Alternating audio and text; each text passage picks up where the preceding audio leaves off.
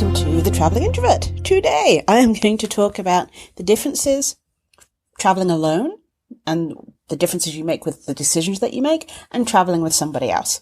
I'm currently figuring out some travel, and one of the options I had, I'm going from New York to Washington or Alexandria area.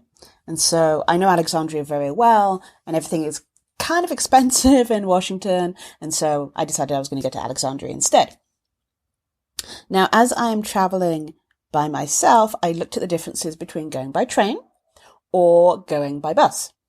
And if I go by train, I have to remember that depending on how long it is, and that generally I'm probably not going to go to the restroom, because when you're traveling alone, it's extremely difficult if you're traveling with luggage or stuff that you want to go to the restroom and feel that your stuff is safe. Yes, you might be on a train and no one can go anywhere, but at the same time, these things happen. I've definitely read about, even on planes where people have had things stolen. So, when I'm looking at distances and how long a trip is going to take, I could take a bus, which would take me, I think, 4 or 5 hours. I say 4 or 5 because, the registered time is about 4, but we all know traffic is a thing. I could take the train. So that was fairly easy enough for me to think about. And then I'm going to stay in Alexandria, and I'm going to go up to Philly for the day.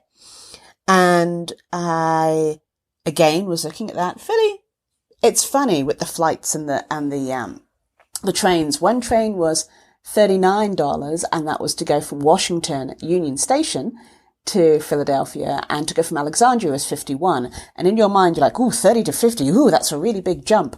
But actually, it's only $11 difference. But beside the point, the big thing that I had to do was go from Alexandria to roughly the Springfield area in Massachusetts. Now, I could take a train, and I love taking trains because you get enough personal space and you can get some work done because most of the time the internet is on. Slow though it may be, you still get to get stuff done, and you get enough personal space, which for me is a really big thing. However, the cost was about $100, and it was a 7-hour train ride, which is great until you consider the fact that you have to get your own food beforehand, though there is apparently a buffet cart in there, or a food cart, catering cart, and how often are you likely to get up and pee? Like, when's the best time? You can ask your neighbor to look after your stuff, but do you feel jittery? And finding where the bathroom is on the toilet, on the train. Or my other option, which I didn't even think was a possibility, was to catch a flight. There's a flight from Dulles to Hartford for $90. And it takes like an hour. It really doesn't. I've been on that flight before, and it's kind of an up-down sort of a thing. And so I'm going to take that. I would love to take the train. I would get a lot more done. But at the same time, it's a 1-hour flight, and I don't have to worry about bathroom stuff. The other thing that I find that I do differently when I'm traveling with someone towards traveling by myself is the type of accommodation I will pick. If I am by myself, I'm more likely to pick a hotel with 24-hour room service or 24-hour reception, so I can drop my stuff off and it can be looked after while I go and do other things. And just that feeling of I have a place to go, there's probably going to be a door person there, and I don't have to be in an area that I'm not, even if I'm in an area that I'm not familiar with, I feel slightly safer, whether that's legitimate or not. Whereas if I'm traveling with somebody, and I'd be quite happy to take like an Airbnb room, for example.